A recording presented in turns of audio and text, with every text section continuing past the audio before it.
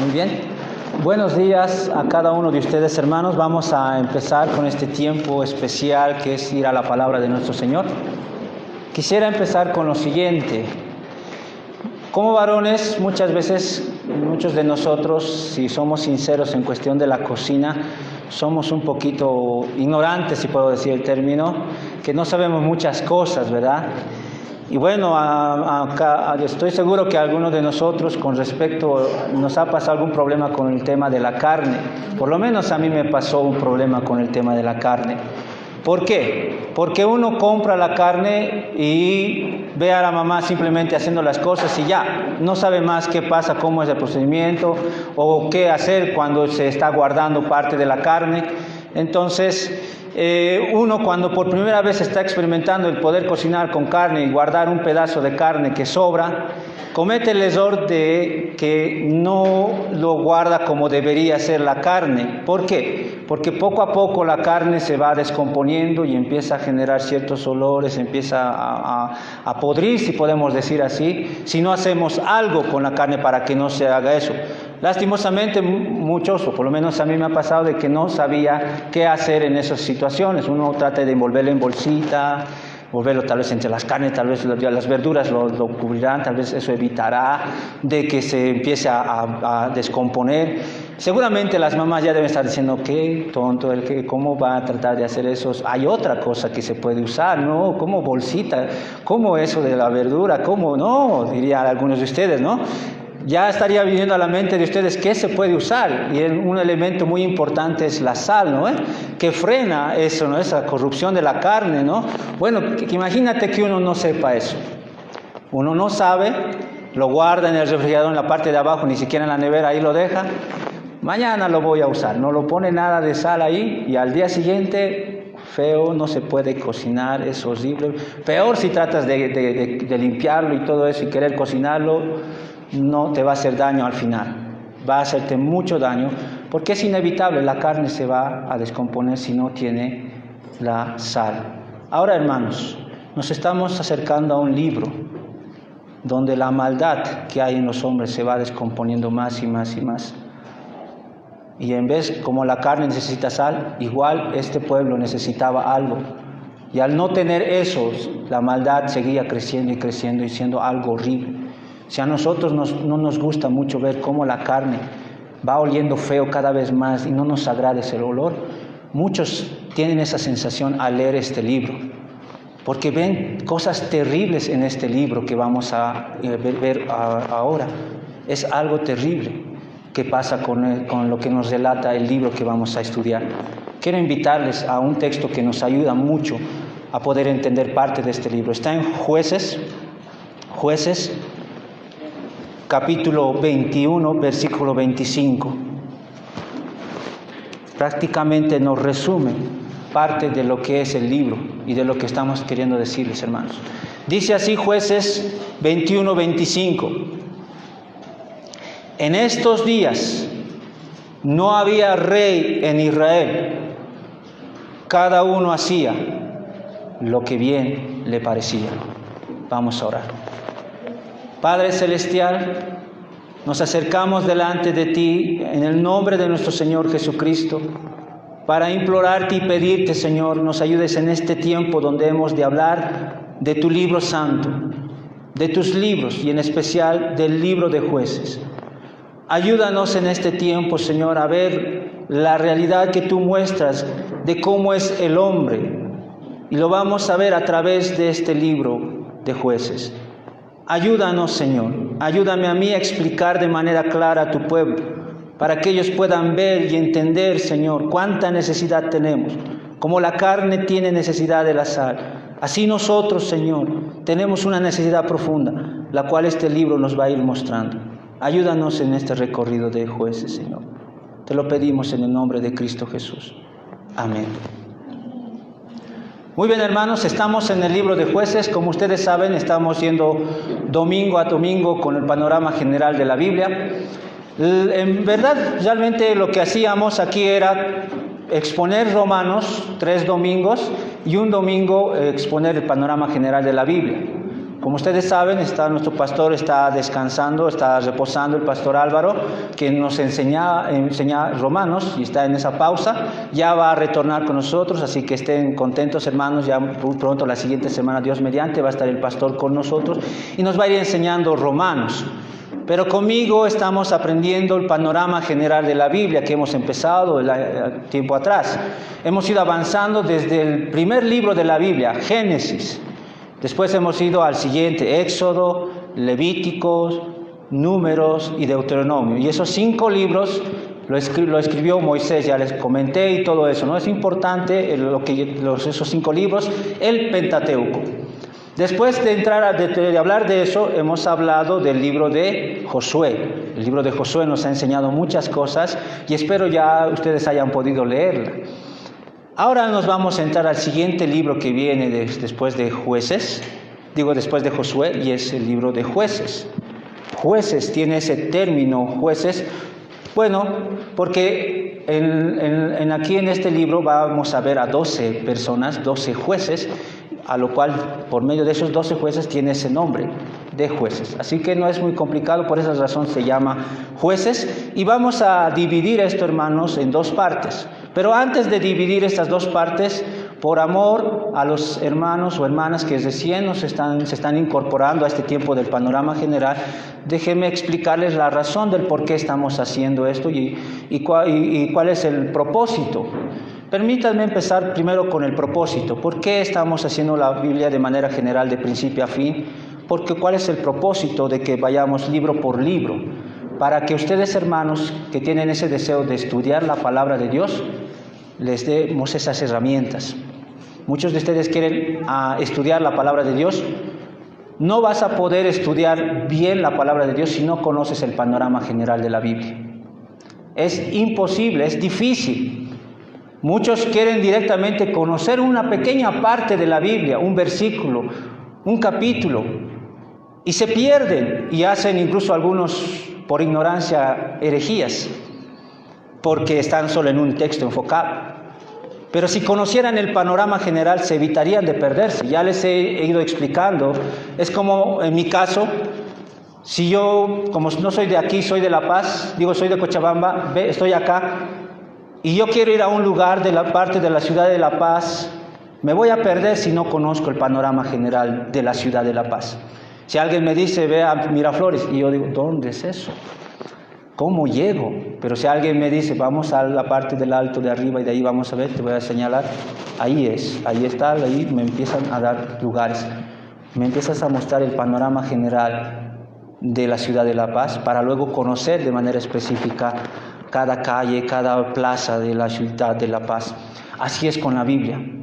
Necesitamos conocer el panorama general de todos los libros de la Biblia, para luego ir a cada parte, cada versículo, cada capítulo que nos muestra la Biblia. Por eso es el propósito de ir por el panorama general, para que ustedes puedan tener un enriquecimiento en su estudio personal. Ese es el propósito, la razón. ¿Por qué razón queremos eso como iglesia? Porque hay iglesias, entre comillas, que no dejan que los miembros lean la Biblia. No quieren que tú leas la Biblia, te quieren dejar en la ignorancia. Y mientras más ignorante de la palabra de Dios seas, más fácil de manipular eres, más fácil de engañarte eres.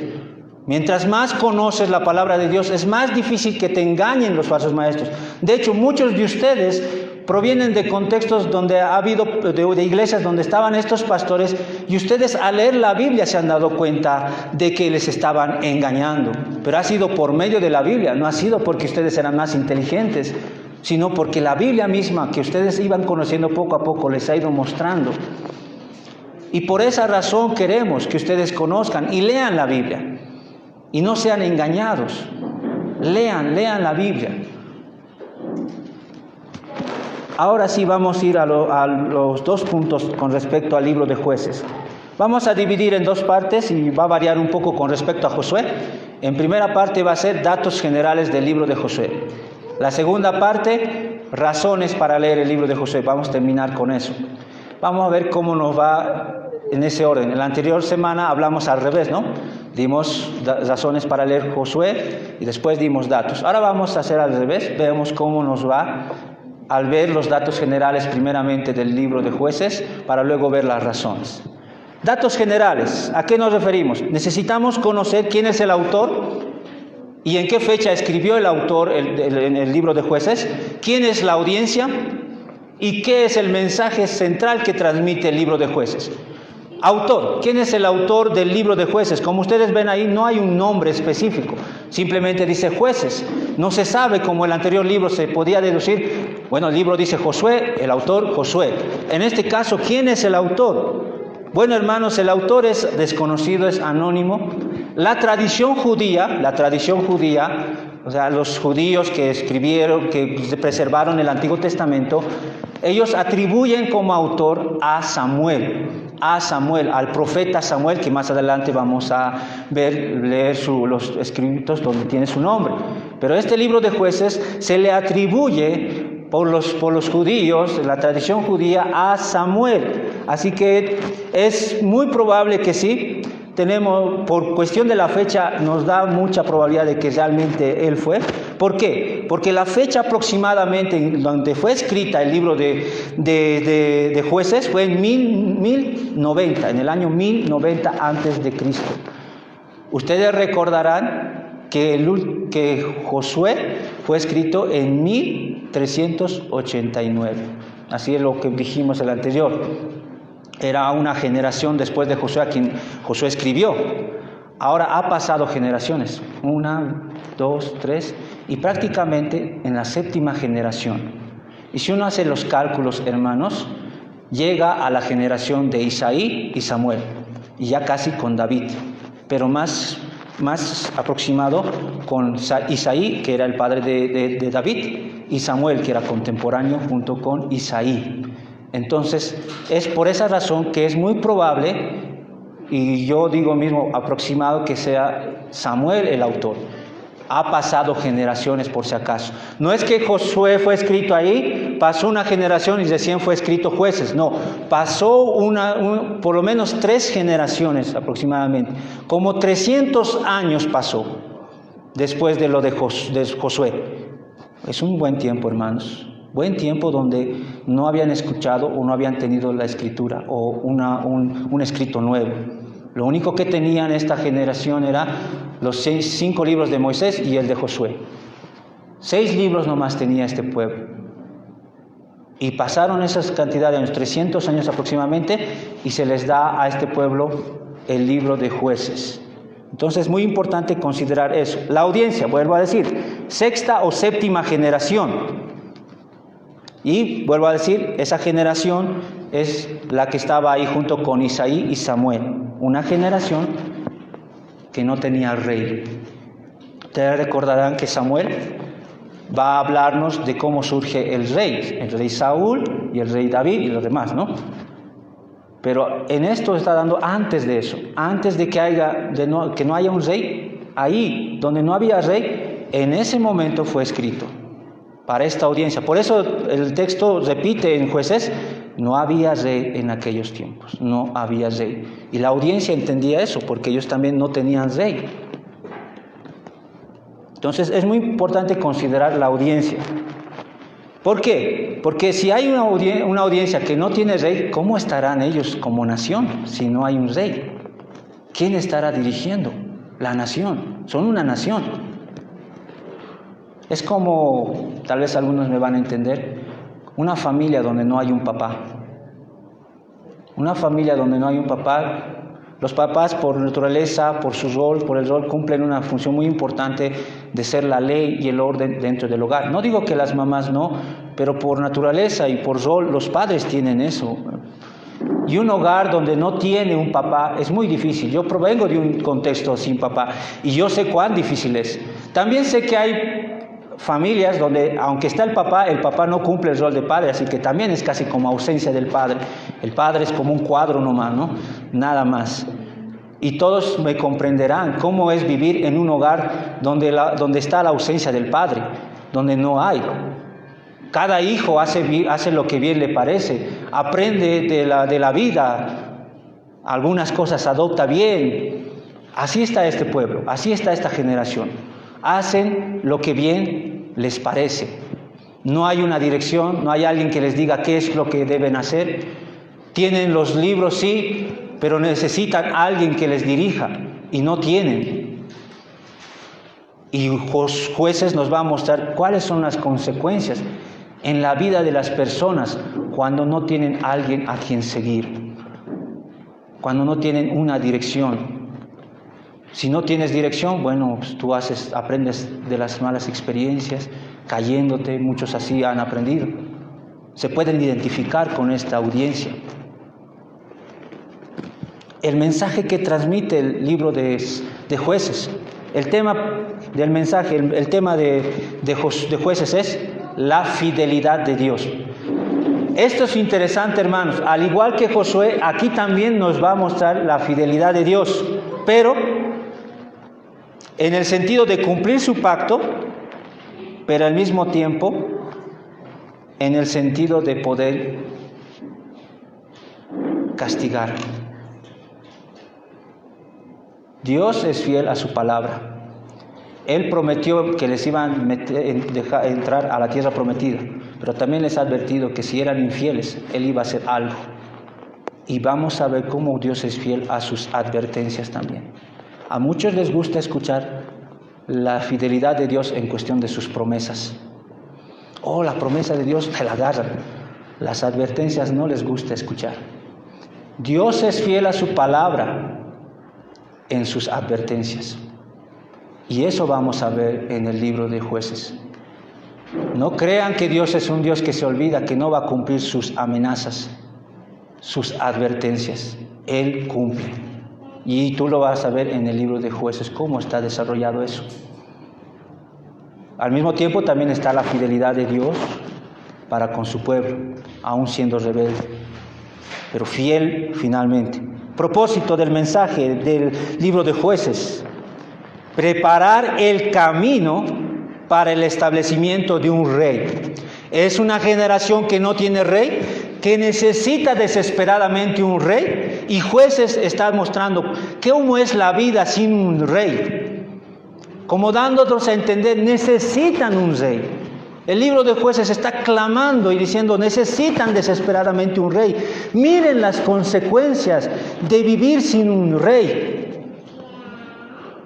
Cada relato horrible que van a leer en el libro de Jueces, especialmente los últimos capítulos, es un clamor de parte del libro de decirte, necesitan de un rey. Ese es el propósito. A la audiencia quiere prepararles para hacerles entender de que necesitan desesperadamente un rey. Mostrar, también podemos decir, mostrar al pueblo la necesidad de un rey, el propósito de Jueces.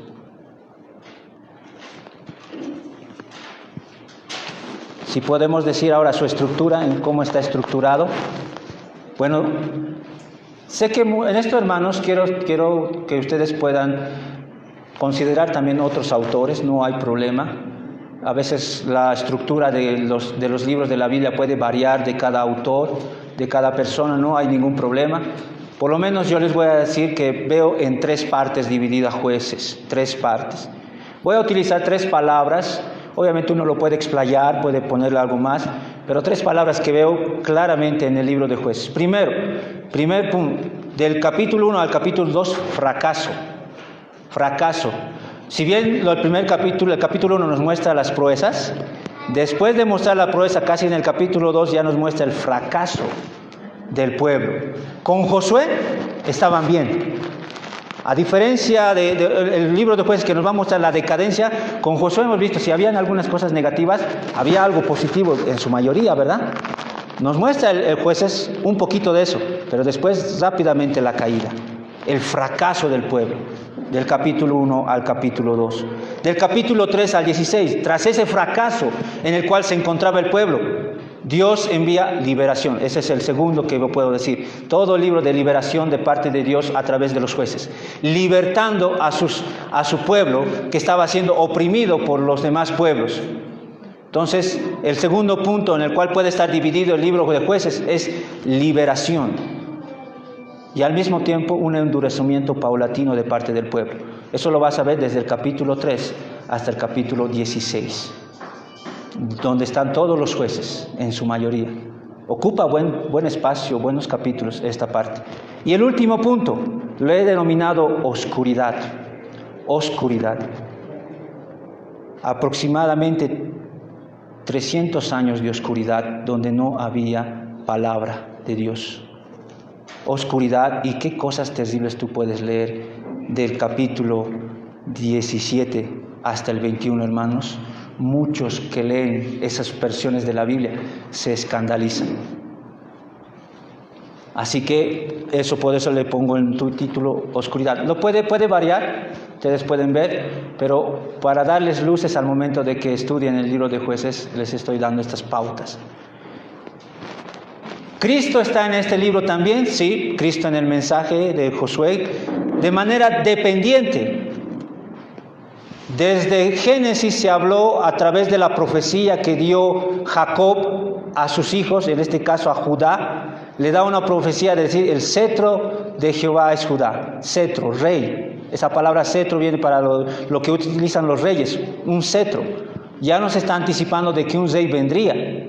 Eso lo vemos a través de la genealogía viene, Deuteronomio nos habla de un rey a quien le tienen que dar esa ley.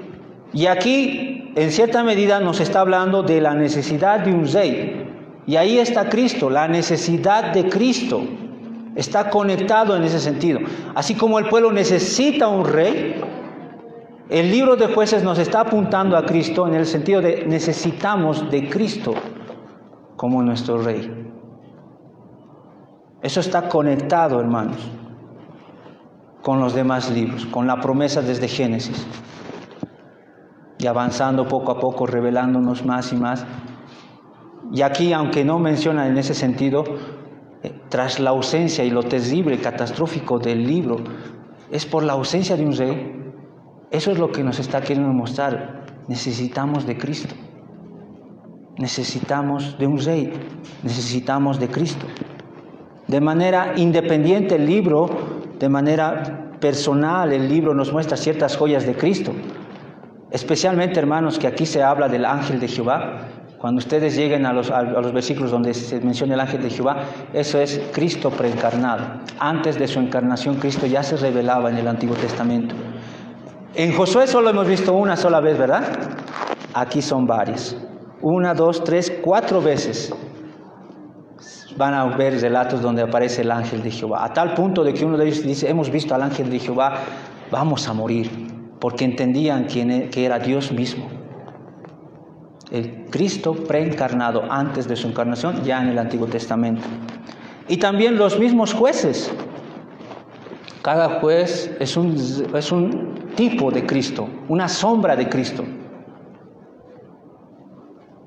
Como les iba mostrando con Adán en el Génesis, Adán era un tipo de Cristo, porque era el representante de la humanidad. Así Cristo lo fue, el segundo Adán que lo vemos en Romanos. Algo así es con los jueces. Obviamente en sus virtudes, por si acaso. Porque también los jueces tenían defectos.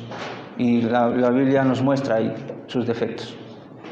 Pero parte de sus virtudes son sombras de Cristo. Parte del relato de algunos de los jueces está apuntando a Cristo. Sansón, el nacimiento, la anticipación de que vendría Sansón, el libertador, nos lleva a Cristo cuando el ángel Gabriel le habla a María de que vendría el Salvador. Nos está apuntando y llevando, son tipos de Cristo. Teniendo eso en cuenta, hermanos, esa pequeña estructura de lo que es el libro de Jueces, permítanme ahora darles razones para leer el libro de Jueces. Razones. Voy a empezar también al revés el orden, como ustedes tienen acostumbrado, siempre termino con 2. Ahora vamos a decir, ¿por qué razón debemos leer el libro de Jueces? Porque es palabra de Dios. Si tú sabes que es palabra de Dios, sabes que te va a ayudar, sabes que es importante. No es cualquier palabra, es de Dios. Y si es la palabra de Dios, te ha de enseñar, te ha de redarguir, te ha de corregir porque sé que estás andando mal y la palabra de Dios no duda en corregir tus errores. Te ha de corregir, te ha de instruir para hacer lo correcto. Y Jueces te ha de hacer eso, te ha de corregir, incluso te ha de mostrar cuán malo eres, cuánta necesidad tienes. También veremos a Cristo. Veremos a Cristo. Ya les he ido mostrando algunas luces de lo que pueden ver a Cristo. Y realmente, hermanos, si uno es cristiano o se hace llamar cristiano y no busca a Cristo en el Antiguo Testamento o en Jueces, realmente dudo si realmente eres cristiano. Porque el cristiano lo que más anhela es Cristo. Y sabe que la Biblia, el Antiguo Testamento, es como un lugar donde está enterrado tesoros. Y ese tesoro es Cristo. Y quiere buscar y escarbar y encontrar a Cristo en el Antiguo Testamento. Y en este caso en el libro de Jueces. Ese es su anhelo. Ya el hecho de saber esto, a ti te llama la atención y quieres hacerlo. Quieres ir, quieres saber dónde está Cristo. Quiero conocerlo. Me gustó una llamada de una hermana que me dijo: pastor, he leído tal cosa. Quiero saber si en este texto está Cristo. Leyendo el texto, yo me gocé porque realmente estaba ahí. Y me agradó saber que ella estaba buscando a Cristo en el Antiguo Testamento. Y espero sea el deseo de cada uno de ustedes. Un deseo vivo de querer encontrar a Cristo en Jueces. Ya es un argumento muy fuerte para leer. Pero permítanme mostrarles los siguientes puntos. Muestra la realidad de la maldad humana sin un rey. Eso es lo que nos muestra Jueces. La realidad de la maldad humana. Muchos leen Jueces y se asombran, se escandalizan al ver tanta maldad ahí. Algunos incluso lo usan como excusa. ¿Cómo puede haber esa tal cosa ahí? ¿Cómo puede haber ese relato ahí en la Biblia? ¿Cómo puede ser? La Biblia, hermanos, o los que han tenido como excusa, quiere que sepamos cuán malo es el ser humano. Quiere que tú sepas cuán malo eres, cuán malo es el hombre. No oculta. Hay libros que puedes recurrir donde exaltan al hombre, te muestran cosas buenas del hombre. Puedes encontrar, pero la Biblia es realista. La Biblia dice la verdad y te va a decir: así es el hombre, así de malvado es. Lo puedes ver a través de los pueblos que oprimen a Israel. Cuánta maldad en hacer eso contra el pueblo de Dios. Si ustedes me acompañan a Jueces capítulo 2, prácticamente que es como un resumen de todo lo que va a venir. Jueces capítulo 2, 14.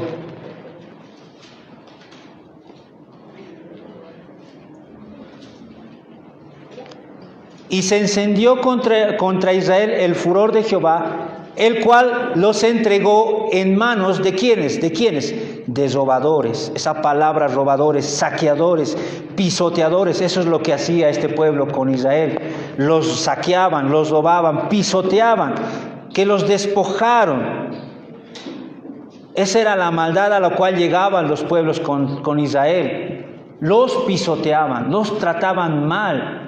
Tú puedes ver esa realidad. Cuán malos eran esos hombres. Pero también no solo esos pueblos. Versículos 10 y 12. Y toda aquella generación también fue reunida a sus padres y se levantó después de ellos. Está hablando de la generación de Josué y los que estaban junto con él. Después de ellos otra generación que no conocía a Jehová ni la obra que él había hecho por Jehová. Se levantó una generación que no conocía. Tal parece que los padres de esa generación fueron irresponsables. No les transmitieron todo lo que Josué, o mejor dicho, todo lo que Dios hizo a través de Josué, a través de Moisés. Eran padres irresponsables. Eso es una maldad. Que los padres no asuman su responsabilidad de transmitir todo lo que Dios les ha dicho que transmitan. Eso es ser malvado. Esa es la realidad. Padres que no cumplen su responsabilidad están siendo lo mismo que estos hombres aquí, irresponsables. ¿Y qué pasó tras su irresponsabilidad? Versículo 11. Después de los hijos de Israel hicieron lo malo ante los ojos de Jehová y sirvieron a los Baales, dejaron a Jehová. Hacían lo malo y no hacían lo bueno. Hacían cosas perversas y en vez de acercarse, seguir a Dios, no hacían eso. Era un pueblo pecador, un pueblo que a pesar de todas las bendiciones que Dios les dio, ellos se rebelaron contra Él. Eran malvados. Versículo 17. Dios les envía jueces. ¿Y cómo es estos hombres? La actitud de estos hombres. Pero tampoco oyeron a sus jueces, sino que fueron tras sus dioses ajenos. Así es el hombre. Dios les envía mensajeros, pero ellos les escuchan y no quieren obedecerlo. No quieren, tapan sus oídos, no quieren saber. Y quieren volver a hacer lo malo. Esa es la realidad de este pueblo. Lo puedes ver también en los mismos jueces que Dios levanta. En algunos de esos jueces, por ejemplo, en Gedeón, el 8:27 y versículo 30, donde él se hizo una estatua de acera, donde también tuvo muchas mujeres. Ves también en ellos esa realidad de hombres que pecan. Jueces es como un espejo, hermanos, donde tú puedes ver hasta dónde llega la maldad del hombre. Al mismo tiempo, hermanos, Jueces muestra la realidad del mal que hay en mí sin la instrucción de Cristo. Me es fácil poder decir, ¿saben? Ustedes son malos. Qué difícil es decir, yo soy malo. Y Jueces, hermanos, a los que son sinceros consigo mismos, a los que se examinan a sí mismos, pueden ver hasta dónde puede llegar tu maldad si no tienes a Cristo como tu Rey. Es fácil apuntar a otros, pero el cristiano, hermanos, sabe cuando lee Jueces, ¿saben qué hace? No está criticando y diciendo, mira cuán malvados son estos, cuánta maldad, cómo hicieron eso, cómo se atrevieron. Más bien el cristiano dice, a esto puedo llegar yo, sin Cristo. No miramos Jueces como decir, estos están mal, sino mirándonos a nosotros mismos hasta dónde nosotros podemos llegar. El mal está en mí. El mal está en mí, dijo Pablo en Romanos 7. He aquí que el mal está en mí, y eso es, ¿sabes, hermanos? Alguien que se da cuenta de eso, alguien que se da cuenta de la maldad que hay en ti, cuando hay alguien, eso es un hombre maduro. Una señal de un hombre maduro, hermanos, es una persona que cuando lee Jueces se mira a sí mismo y no a otros, porque sabe hasta dónde puede llegar el mal que hay en uno mismo. Más bien una persona inmadura no ha de ver eso, ha de pensar que el problema son los demás, que los malos son los demás y que tú no eres el malo, que tú eres víctima de la sociedad, eres víctima de tu hogar, eres víctima del colegio, eres víctima de tu barrio. Así mira el hombre inmaduro e incrédulo. El creyente no mira así. Por esa razón, los incrédulos cuando leen Jueces se escandalizan, porque ellos piensan que no son malos. Pero el creyente se escandaliza del mal que puede haber en él mismo y le ruega a Dios no caer en eso y clama por el Rey Cristo. Muestra que la maldad es progresiva. Por si acaso es muy importante esto de Jueces, hermanos, la maldad es progresiva. Empieza con una idolatría. Ustedes pueden ver el capítulo 17, cómo ellos empieza ahí la maldad con una estatuilla. Una persona dice, me voy a hacer una estatuilla. De ahí empieza a ver todo el relato y cómo progresivamente va yendo la decadencia. En boca de Isaías 31, Isaías 31, si alguien tiene ahí su Biblia, podemos ir a Isaías 31, nos resume parte de lo que es Jueces, o nos relata algo similar a Jueces, pero con palabras más precisas.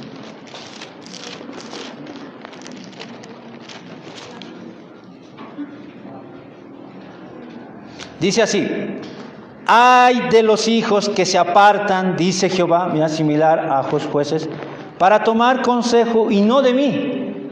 Lo mismo que Jueces, seguían sus propios consejos. Para cobijarse con cubierta y no de mi espíritu. Y dice, aquí está la clave, hermanos: añadiendo pecado a pecado.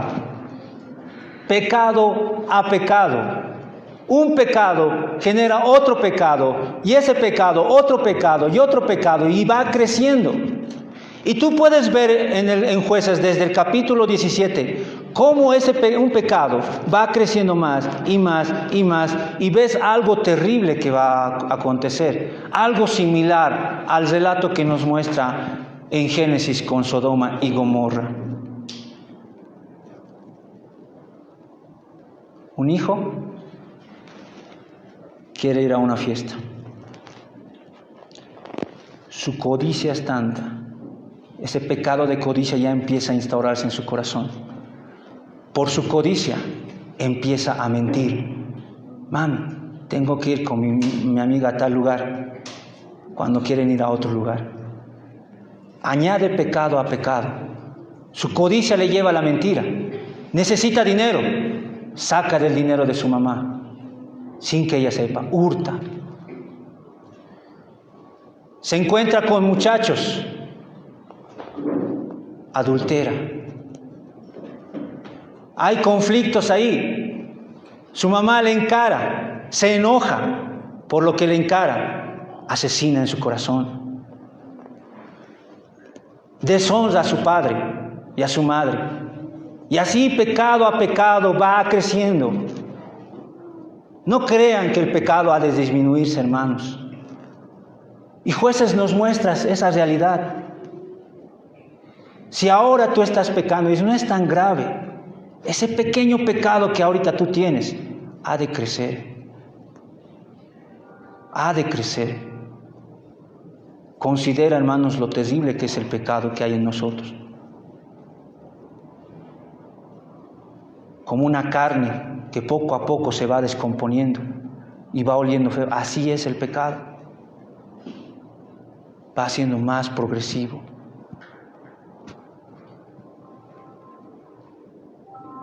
También muestra cómo son los ministros del Señor. Los jueces nos reflejan algo de lo que son los ministros del Señor. Son líderes, ¿verdad?, que están dirigiendo al pueblo. Gracias a los jueces también dejan de hacer lo malo en algunas partes. Son como un reflejo de los ministros del Señor. Y eso llama la atención, hermanos. ¿Por qué? Porque estos jueces tienen dos cualidades. Tienen defectos, uno, y virtudes. Defectos y virtudes. Es claro que tú ves en los jueces. Defectos. Son cobardes, a diferencia de Josué, que era valiente y esforzado. Esfuérzate y sé valiente, le dice Dios. Tú vas a ver relato en uno de los jueces, Barak. Dios le dice, vas a liberar a mi pueblo de la opresión. Barak tiene miedo y acude a una mujer, Débora, y le pide a esta mujer, si tú no vas conmigo, yo no voy a ir. Muchos utilizan ese relato de Débora para decir, mira, hay una mujer que está mandando, que está yendo, para justificar que hay pastoras. Pero no entienden que está en un contexto donde un hombre está siendo cobarde, en un contexto donde la maldad está grande ahí. Y esta mujer, Débora, no les voy a decir yo, vamos ahí a Débora, capítulo 4, 8, 9. Va a darnos un ejemplo de qué es una mujer piadosa y qué es un hombre cobarde. 4,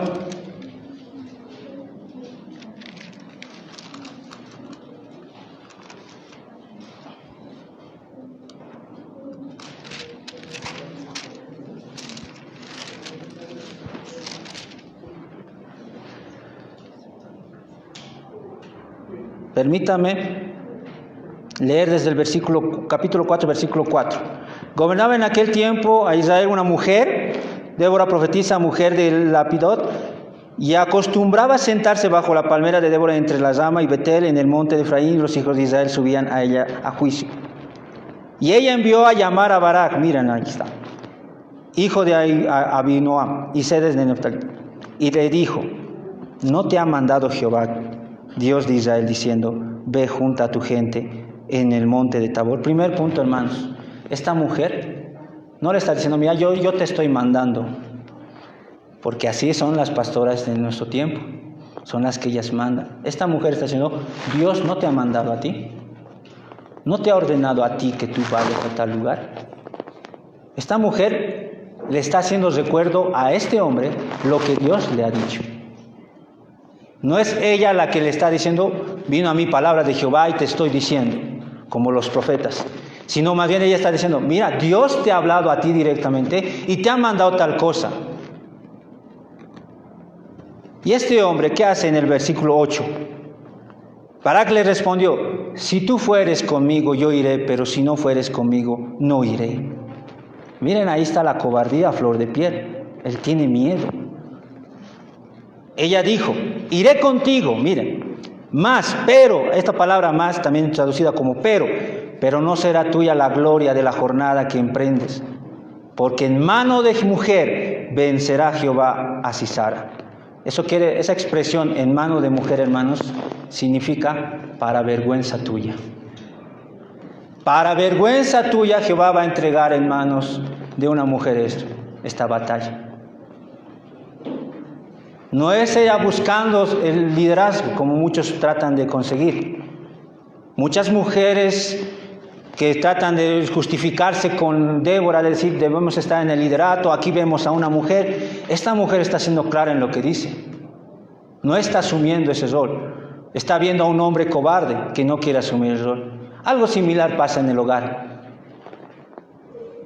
La esposa piadosa sabe que su esposo es cabeza del hogar y sabe que él debe dirigir al hogar en la instrucción tanto para ella como para sus hijos.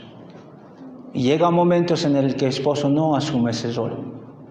¿Qué puede hacer una esposa piadosa en medio de esa situación? Donde el esposo no quiere asumir el rol, no está asumiendo el rol. Ser como las pastoras de este siglo. Yo voy a hacer entonces ya algo inútil. Tú no puedes. Hacerles recuerdo y decirle como a esta mujer: ¿no te ha dicho Dios que tú tienes que ser el cabeza de familia? Y si el esposo insiste en querer ser, el dejarte a ti, hazlo tú le puedes decir: para vergüenza tuya lo voy a hacer, para que se avergüence, para que el hombre entienda que él debe asumir ese rol. Es la misma, esa es la actitud de Débora. No es la actitud de alguien que quiere liderazgo, es alguien que es consciente. Y si hoy en día hay pastoras o mujeres que están asumiendo un rol que no les corresponde dentro de la iglesia, porque no hay hombres, porque los hombres son cobardes, no quieren asumir, les da miedo, por lo menos esas mujeres sean directas como Débora. Si quieren asumir el rol, digan: yo no soy pastora, porque no hay pastores en la Biblia, pero para vergüenza de los hermanos voy a enseñar. Por lo menos ya sería algo sensato y similar a Débora. Sería algo, por lo menos, si quisieran adoptar algo de Débora, podrían decir eso: yo no soy pastora, hermanos, sepan muy bien eso, puedan decir ellas. No les ha dado a ustedes el rol, más para vergüenza de ustedes voy a hacer, para que se avergüencen los hombres. Aquí hay un siervo cobarde que debería estar avergonzado, era débil, y lastimosamente también hay entre los ministros. Por esa razón les dije que una de las razones por las cuales hay pastoras, si bien uno es parte del corazón de ellas, la otra parte es que no hay hombres que quieran asumir el liderato. No hay hombres. Y cuando no hay hombres, eso pasa, hermanos. Incluso es juicio de Jehová. Permítame apoyarme en un texto que está en Isaías. Pueden ir a Isaías.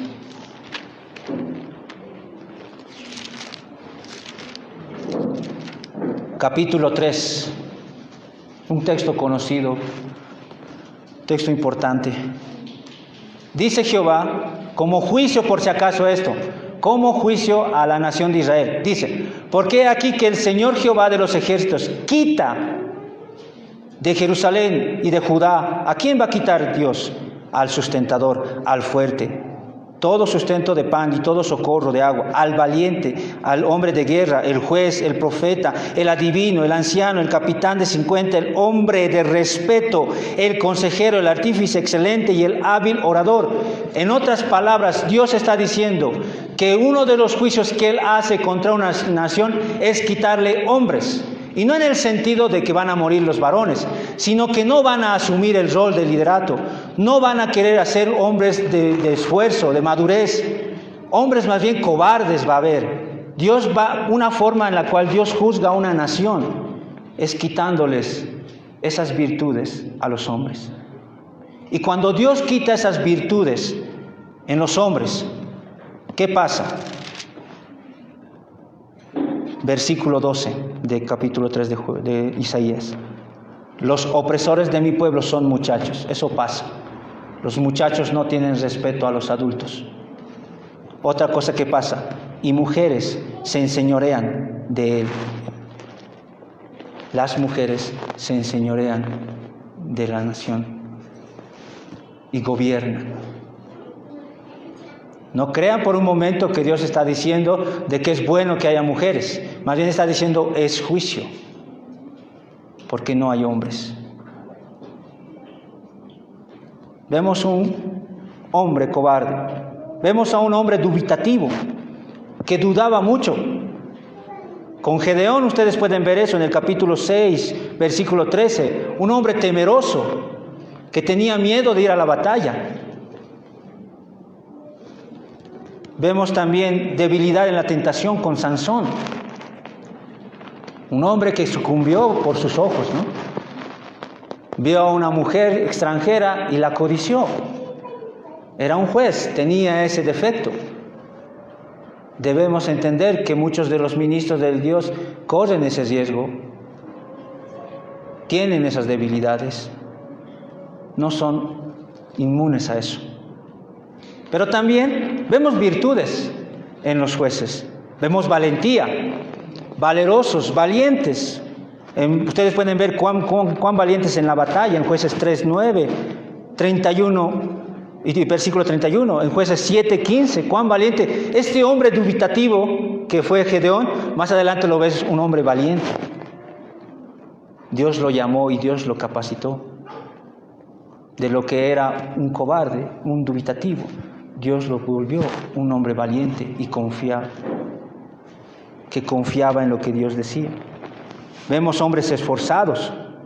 Gedeón, especialmente un hombre esforzado, se muestra de que están cansados él y sus hombres y le dice a una nación, por favor, ¿pueden darnos de comer? La nación no le quiere, ese grupo del pueblo no les quiere dar, va a otro lado, no quieren dar, y así cansados, aún así cansados, ganan la batalla. Volvemos a decir, qué fácil es servir a Dios cuando tienes fuerzas. Qué difícil es cuando no hay fuerzas. Qué difícil es para el padre, después de un arduo día de trabajo, llegar a la casa y esforzarse, a pesar de su cansancio, y enseñar e instruir a su esposa e hijos. Y eso vemos en Gedeón, un hombre también esforzado. Hay eso, vemos esas virtudes en los jueces. También muestra cómo son los falsos ministros, una contraparte también. Algo que me llamó la atención, hermanos, ¿tú cuentas los jueces? Cuentas 1, 2, 3, 4, 5. En el sexto surge un hombre después de Gedeón, Abimelech, un hombre que mata a los hijos de Gedeón, conspira contra los hijos de Gedeón, los mata para ser proclamado rey, para ser como un juez por la fuerza. Dios no lo llama, Dios no le dice, tú ve y libera, él solito se proclama junto con otras personas, incluso llama a ociosos y vagabundos para conspirar, y mata terriblemente a los hijos de Gedeón. Y así son los ministros malvados de nuestro tiempo. Son personas que no han sido llamadas por el Señor, pero conspiran y hacen todo lo posible para ocupar un liderazgo y hacer daño a la iglesia. Tú lo puedes ver a través de esta persona, de Abimelech. Lo puedes leer desde el capítulo 9 para adelante, ahí vas a ver del versículo 1 al 6 cuán terribles cosas hizo. Y es interesante, después de eso vienen ya los demás jueces, y casi está en medio de los 12 jueces. Y no es de extrañar también que vemos, hermanos, en el Señor Jesucristo mismo, en sus discípulos, que tiene ahí un traidor.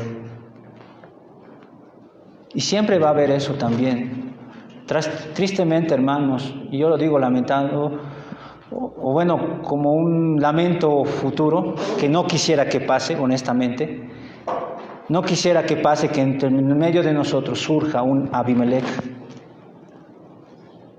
Pero eso muchas veces es inevitable. Y debemos estar alertas. Como ha habido en el tiempo de jueces, ha de haber en nuestros tiempos igual. Eso es muchas veces inevitable. Yo honestamente no quisiera pasar por eso, porque es algo terrible que de en medio del pueblo surja. Porque Abimelech no era un extranjero, era parte del pueblo. Y eso es algo que debe ayudarnos a pedir al Señor que no pase, porque es un momento doloroso cuando alguien se levanta y hace daño a la iglesia, dentro de la iglesia misma. También lo vemos en los levitas, del capítulo 17 para adelante. Un levita que por dinero trabaja, le contratan, te voy a pagar, te voy a sustentar bien, y el levita se queda ahí por amor al dinero. Es una marca inigualable de los falsos maestros, ¿no? Que buscan desesperadamente ganar dinero. También vemos en estos levitas, por ejemplo, se menciona el levita y su mujer concubina. No dice su esposa. A tal punto llegó la maldad que hasta había un matrimonio ilícito, una unión ilícita. Y una de las cosas también, hermanos, por eso nuestro Señor Jesucristo dice, por sus frutos vas a conocerlos. Por sus frutos. Tú solamente a veces te guías por lo que enseñan, que ya es una forma de poder describir que están mal, pero también su vida te va a demostrar que no son verdaderos maestros del Señor o enviados del Señor. Tú puedes ver en estos falsos maestros casados con otra, ahí engañando, infieles, no tienen un buen matrimonio, ya son descalificados, pero siguen ahí, como la narrativa de la mujer, del levita y la mujer, su mujer concubina.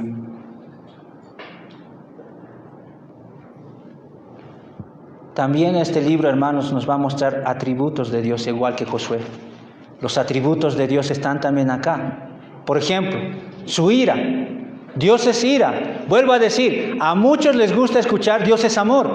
A nadie le gusta escuchar Dios es ira. Es un atributo de Dios, hermanos. No es una mancha la ira de Dios. Es parte de Él. Él está irado contra el pecado. Enojado contra el pecado que comete su pueblo. Ustedes pueden ver eso en Jueces 2:14. Se enojó Jehová por el pecado de su pueblo. Él está airado, Él está enojado por el pecado de su pueblo. Él es el mismo, hermanos. En Juan 3:36 también tú escuchas, el que tiene al Hijo tiene vida eterna, pero el que rehúsa creer en el Hijo no tendrá la vida, sino que la ira de Dios sigue sobre él. Dios es ira. Y tú puedes ver ahí cómo Dios está en su ira. Y puedes entender por qué razón, porque estos hombres que se hacen decir su pueblo, van a los Baales a adorar en vez de a Él. No le quieren escuchar, quieren seguir y andar como bien les parece. También puedes ver la soberanía de Dios. soberanía de Dios, que Dios es soberano. Por si acaso, hermanos, todas las aflicciones que estaban siendo oprimidos el pueblo de Israel, no era que Dios se distrajo, estuvo aquí atento en un lugarcito y vinieron los filisteos y los atacaron y los oprimieron. ¡Ay, se distrajo Dios! No hay tal cosa. Dios mismo envió eso. Dios mismo hizo eso.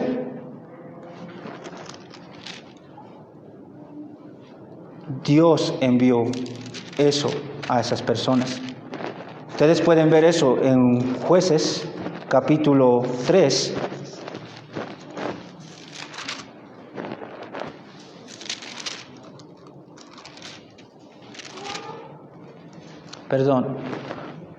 Capítulo 2, versículo 14. Y aquí está tanto la ira como la soberanía. Y se encendió contra Israel el furor de Jehová, la ira de Dios, el cual los entregó en manos de robadores. ¿Quién los entregó? Dios mismo. Dios es soberano. Dios envió eso. Dios les envió eso a este pueblo rebelde. Ellos pecaron contra Él y Dios les envió.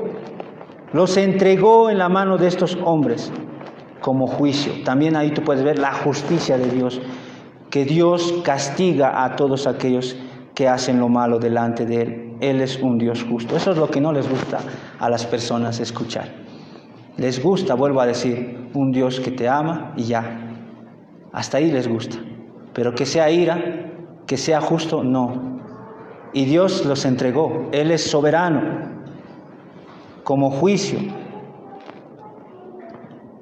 Muchos culpan a los demonios hoy en día, ¿no? Demonio aquí, demonio allá, es la culpa de él. Si fueran, ya, te puedo creer, a veces es el demonio, pero ¿quién lo envió? ¿Quién te entregó en las manos de eso? Fue Dios. Él está en control, Él es soberano. ¿Creemos que los demonios son jefes soberanos? Es como decir eso, ¿no? Cuando culpamos de todo a ellos, como que ellos son soberanos. Y Dios no. Dios es soberano. Dios permite, Dios te entrega. Si tú perseveras en tus pecados, Dios te entrega. Dios hace justicia. No deberías sorprenderte de las aflicciones que tienes por causa de tus pecados. Dios es justo. También podemos ver la fidelidad de Dios.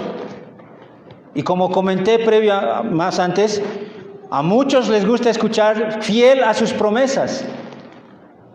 Fiel a esas promesas maravillosas que Dios da a su pueblo. Pero nadie quiere escuchar de la fidelidad de Dios con respecto a sus advertencias. Josué y Deuteronomio, ustedes recordarán, en Deuteronomio Moisés les advierte, ¿no?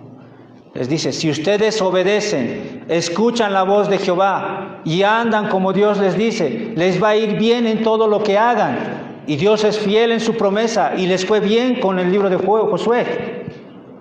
Pero también la advertencia estaba ahí. Mas si me dejaren, se apartaren y fueren en pos de sus dioses, yo les enviaré. Él es fiel en su castigo también. Él cumple. Acompáñenme Deuteronomio 28.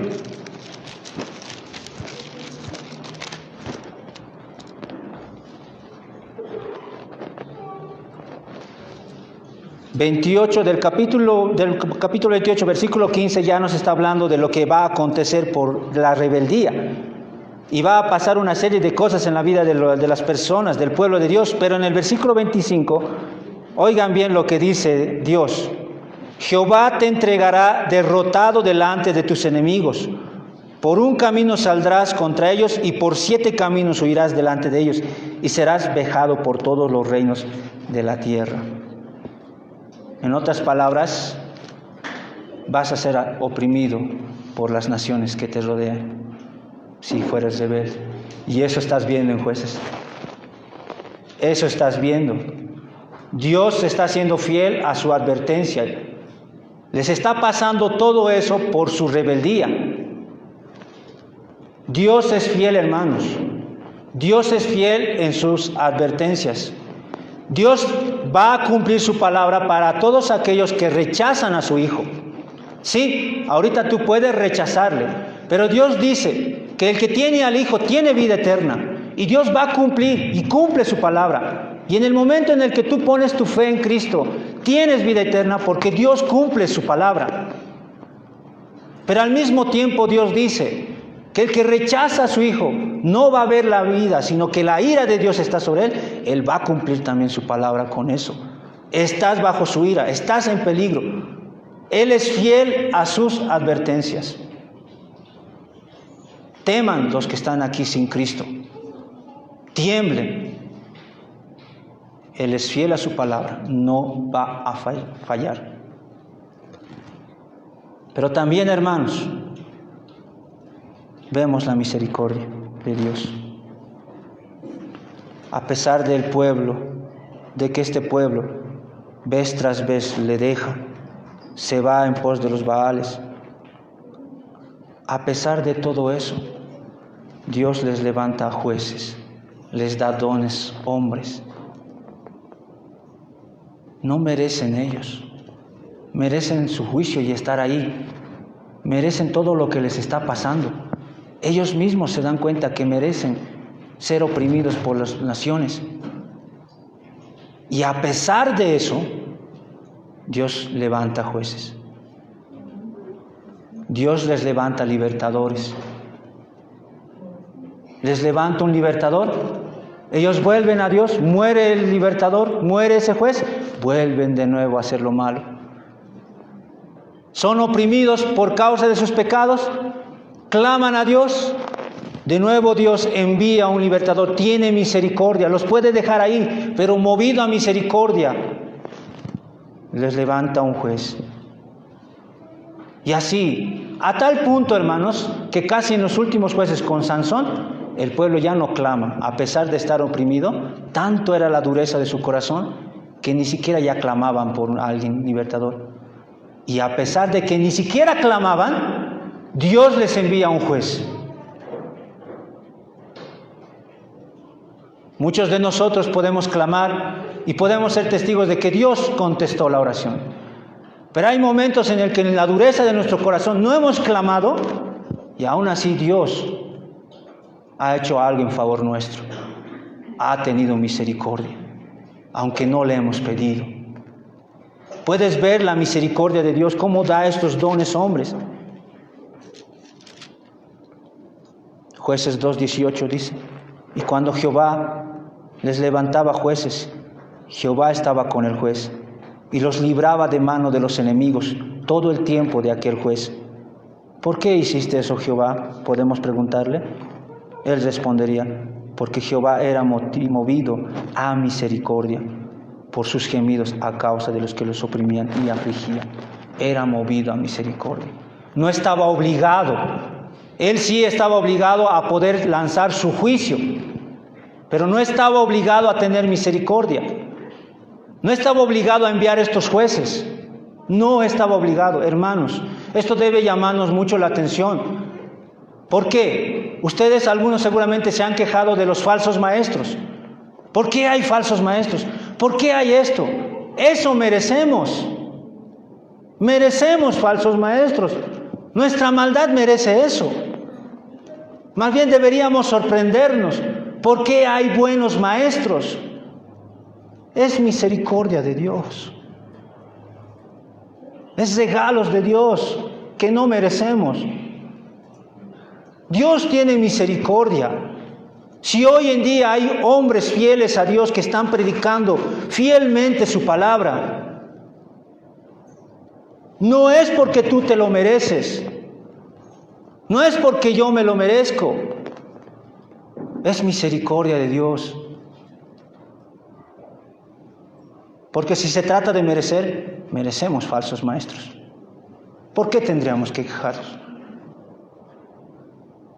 si hacemos cosas malas? Merecemos lo malo. Pero gracias damos a Dios, que es movido a misericordia y nos da dones hombres a la iglesia. Ustedes pueden contar esos dones hombres que Dios ha dado a las iglesias. Agradezcan a Dios por esos dones que Dios ha dado a la iglesia. Dones, hombres que no merecemos. No merecemos.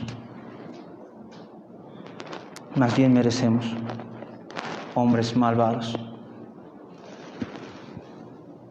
Y finalmente, el libro de Jueces, como ya he ido repitiendo y quiero que quede bien en la mente de cada uno de ustedes, bien claro, muestra la necesidad profunda de un rey. De que necesitamos un rey, alguien que nos dirija, alguien a quien seguir, alguien a quien escuchar sus instrucciones y seguir sus instrucciones. Necesitamos a alguien. Jueces está clamando por eso. El que lee va a darse cuenta de eso. Y vas a poder tú también clamar por ese rey. Toda una oscuridad que vemos en el libro, especialmente en los últimos capítulos, es debido a que anduvieron como bien les parecía. Han hecho lo que bien les parecía. Y están sufriendo las consecuencias de sus malas decisiones. Ojo, bien les parecía. Aquí debe haber personas también que tienen ideas buenas a tus ojos. Te parece bien lo que estás haciendo. Estás viviendo como bien te parece. Pero la pregunta es, ¿eso qué es lo que bien te parece? ¿Es bien para Dios?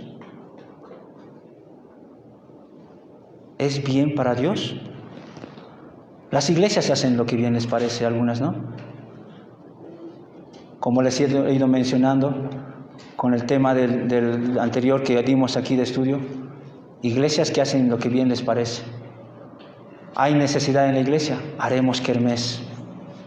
Hacen lo que bien les parece. Nace como una idea inofensiva. Después haremos esto, haremos concierto más, aparte del kermés, llamemos a una orquesta, entre comillas, cristiana. Hagamos, parece bien, le ha servido a una iglesia, le ha ayudado a tales iglesias. He visto que funciona bien. Hacen lo que bien les parece. Y después ves las consecuencias, ves los escándalos en esas iglesias. Ves que ha habido fornicación, ha habido caída de uno al otro, ha habido riñas, peleas entre ellos. Y las iglesias se preguntan, ¿por qué pasó eso? Porque han vivido como bien les parecía, han hecho lo que bien les parecía.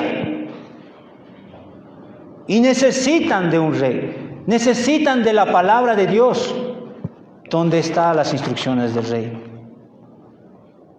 Y Jueces nos muestra eso, cómo poco a poco se va decayendo la vida de las personas que hacen lo que bien les parece y sufren tremendas consecuencias.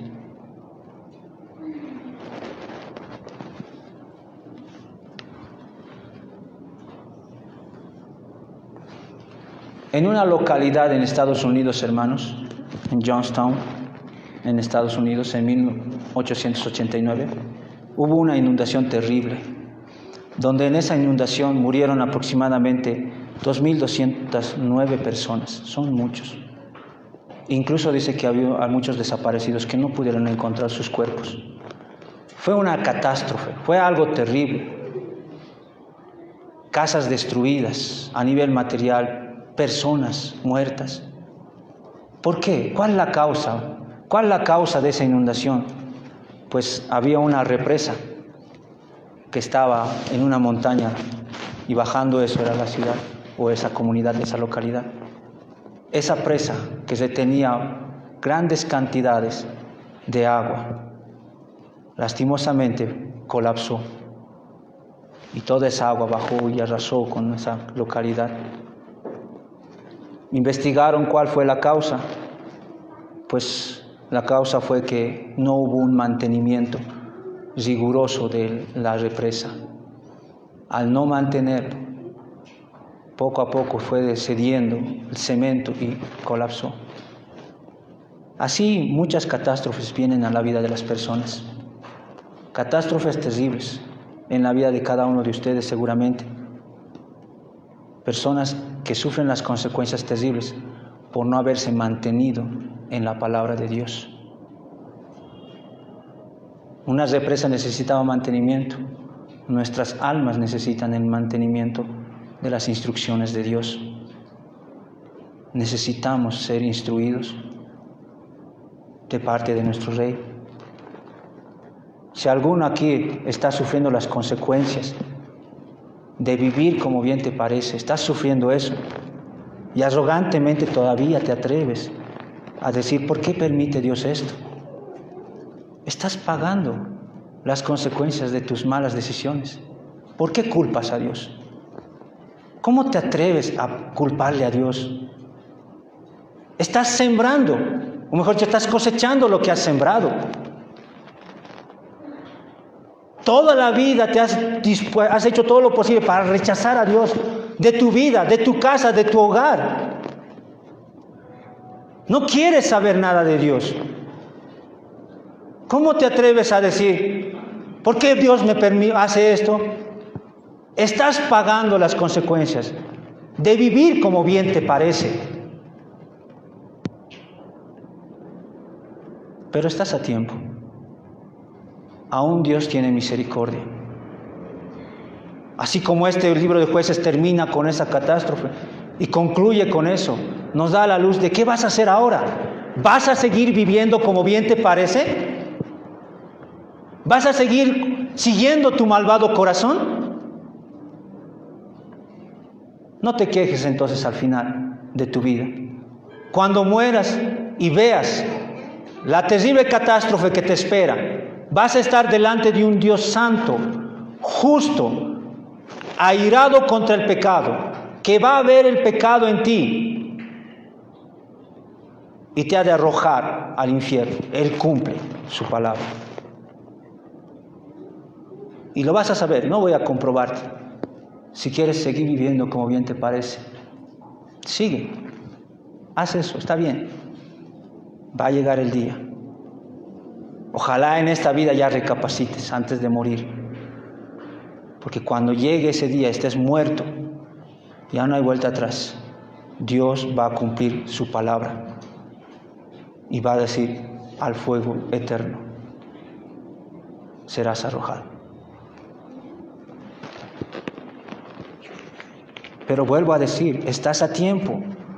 Dios mismo te dice, miren lo que dice, me gustó Hechos 17:30. Pero Dios, habiendo pasado por alto los tiempos de esta ignorancia, ahora manda a todos los hombres en todo lugar que se arrepientan, por cuanto ha establecido un día en el cual juzgará al mundo con justicia. Manda a todos los hombres que se arrepientan. Arrepiéntete, deja de vivir como bien te parece. Y empieza por este mandamiento que Dios da a tu vida. Arrepiéntete, dice Dios. Dios manda que te arrepientas y que creas en su Hijo Jesucristo. Porque ha establecido un día en el cual va a juzgar. Él es fiel a su palabra. Va a llegar ese día. Ojalá, antes de que llegue eso, sigas este mandamiento que Dios te da y te arrepientas y creas en Cristo Jesús. También quiero dirigirme, porque ya me he dirigido a los que no conocen al Señor, a los creyentes que están acá, hermanos que están acá. Ojalá no haya este tipo de hermanos, pero lastimosamente muchas veces hay. Creyentes convenencieros. Creyentes convenencieros, ¿a qué me refiero con eso? Creyentes que les conviene recibir a Jesús como Salvador. Les encanta escuchar de Cristo como Salvador. Murió por tus pecados. Eso es verdad, no es mentira. Pero no quieren saber de recibir a Cristo como Señor y Salvador. Digo, como Señor y Rey. Ahí no les gusta. Cristo murió por tus pecados. Muy bien, eso sí quiero. Soy pecador. Quiero a Cristo. Pero Él es Señor y Rey, a quien debes obedecer y seguir. Ah, no, eso no. Eso sí no. Yo quiero seguir todavía mi vida tal como es. Eres de aquellos que vienes aquí, cantas, sí, pero sales y sigues siendo lo mismo. No por nada el mismo Señor va a decirle a algunas personas, ¿por qué me llamáis Señor? Señor, y no hacéis lo que yo digo. ¿Por qué me dicen Señor? y no haces lo que yo digo. Por eso, esposo, creyente que estás aquí, esposo, ¿por qué le dices Señor y no le obedeces cuando Él te dice, ama a tu esposa, santifica a tu esposa, sustenta a tu esposa, da tu vida por tu esposa? Esposa, creyente que estás aquí,